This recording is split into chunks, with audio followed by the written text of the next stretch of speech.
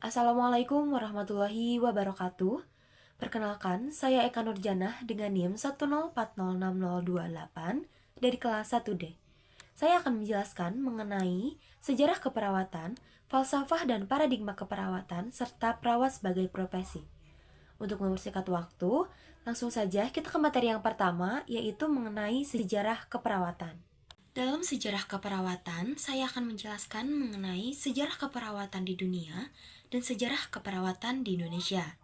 Sebelum lebih lanjut membahas mengenai sejarah keperawatan, sebelumnya, apa sih perawat itu? Perawat adalah seseorang yang telah lulus pendidikan keperawatan dan memiliki kewenangan untuk memberikan asuhan keperawatan. Sedangkan keperawatan adalah kegiatan pemberian asuhan kepada individu, kepada kelompok, kepada keluarga, ataupun kepada masyarakat, baik dalam keadaan sakit ataupun sehat. Sekarang kita masuk ke dalam sejarah keperawatan di dunia. Yang pertama itu zaman purbakala. Di zaman ini, manusia masih mempercayai hal-hal mistis atau yang biasa disebut dengan animisme.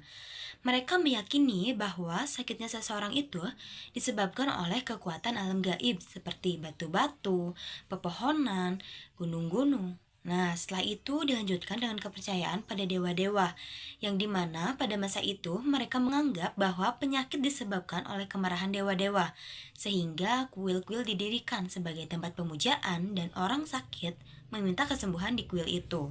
Kedua itu, pada pertengahan abad ke-6 Masehi. Pada masa ini, perkembangan keperawatan di dunia dipengaruhi oleh agama Islam dan kemajuan ilmu pengetahuan di Jazirah Arab. Agama Islam mulai berkembang pada pertengahan abad ke-6 Masehi. Ajaran Islam mengedepankan kebersihan, mendorong perawat untuk membersihkan tempat pengobatan, menghilangkan dan menggantinya dengan doa-doa.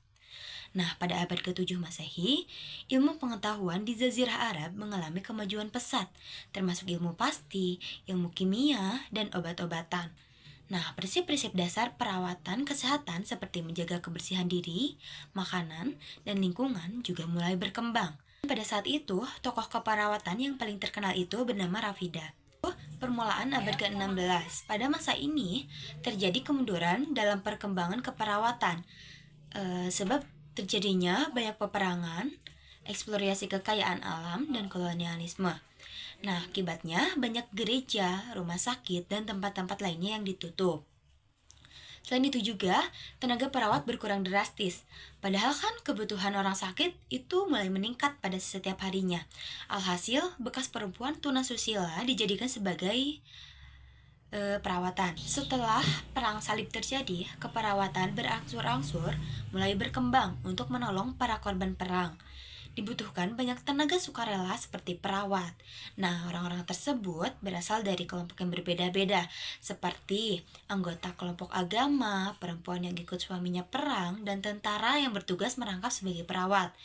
Selain itu juga, pada abad ke-16 ini ada 3 rumah sakit yang berperan besar, yaitu Hotel de Lyon, Hotel di Paris, dan St. Thomas Hospital. Selanjutnya, pada pertengahan abad 18 dan 19, pada masa ini kepercayaan mulai dipercaya sejak munculnya tokoh keperawatan yaitu Florence Nightingale. Beliau lahir pada tahun 1820 Masehi dari keluarga kaya, terhormat, tumbuh dan berkembang di Inggris. Dan beliau juga diterima mengikuti kursus pendidikan perawat pada usia 21 tahun. Selanjutnya yaitu sejarah keperawatan di Indonesia. Yang pertama itu ada masa tradisional. Pada masa ini, masyarakat Indonesia mempercayai bahwa penyakit disebabkan oleh gangguan makhluk halus atau kutukan. Oleh karena itu, proses perawatan dan penyembuhannya dilakukan oleh dukun yang dianggap memiliki kemampuan supranatural. Pengobatan dilakukan dengan mantra ritual atau penggunaan ramuan herbal. Dukun juga memiliki peran penting dalam proses persalinan dan perawatan bayi. Praktik keperawatan pada masa ini lebih bersifat empiris dan diwariskan secara turun-temurun tanpa dasar ilmiah. Selanjutnya yang kedua yaitu masa penjajahan Inggris. Gubernur Jenderal Inggris yaitu Raffles sangat memperhatikan kesehatan rakyatnya. Berangkat dari semboyan kesehatan adalah milik manusia.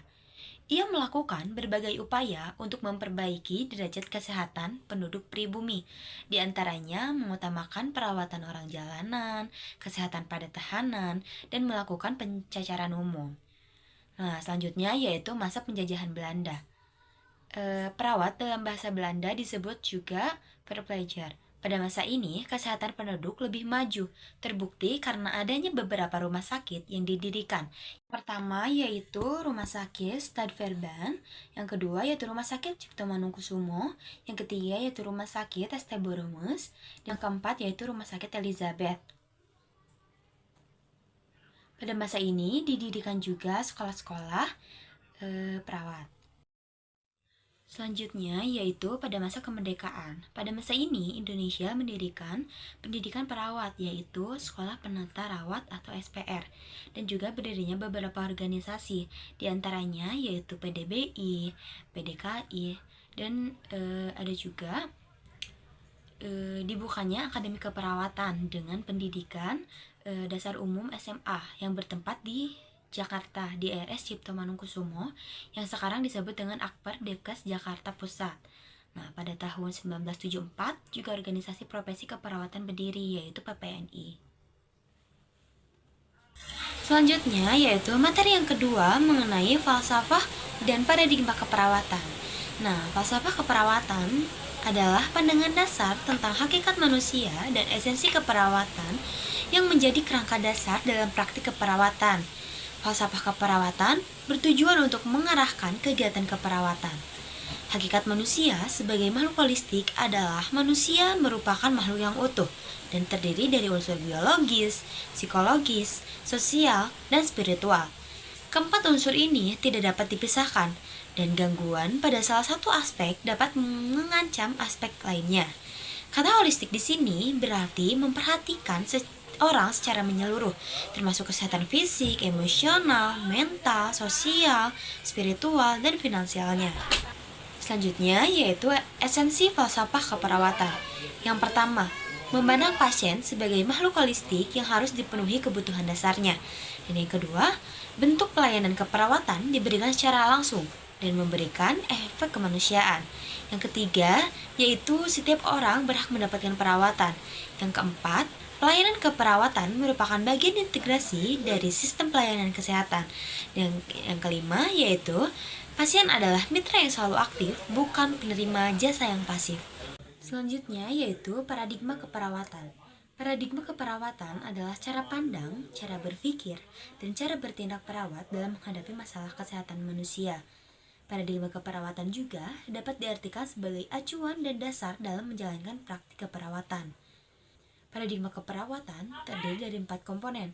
Yang pertama yaitu manusia, kedua keperawatan, yang ketiga sehat sakit, dan yang keempat lingkungan.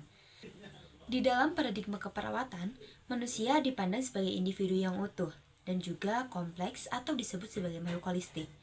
Komponen ini terdiri dari biologis, psikologis, sosial, dan spiritual. Manusia dapat bertindak dan juga berperilaku baik secara verbal maupun non-verbal. Nah, selanjutnya itu komponen paradigma keperawatan. Yang kedua adalah kesehatan. Untuk dapat dengan mudah memahami mengenai konsep sehat, harus dimulai dengan bagaimana seseorang dapat melihat dan mengartikan apa itu sehat secara luas. Sehat secara luas diartikan sebagai paradigma sehat. Nah, selanjutnya yaitu komponen keperawatan merupakan suatu komponen yang berarti bentuk layanan kesehatan profesional yang saat ini disebut sebagai seni dan ilmu yang mencakup berbagai aktivitas, konsep, dan keterampilan yang berhubungan dengan berbagai disiplin ilmu lain. Selanjutnya yaitu komponen lingkungan.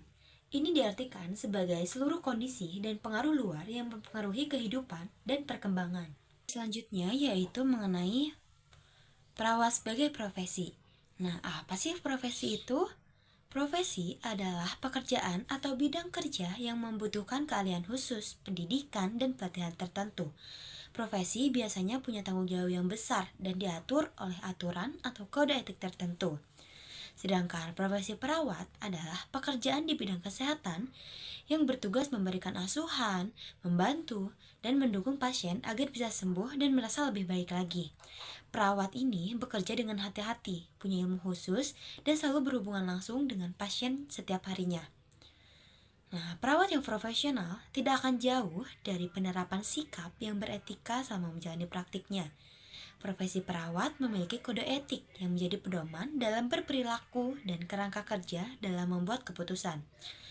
Adanya penerapan kode etik keperawatan Indonesia diharapkan perawat dapat terhindar dari pelanggaran-pelanggaran etik.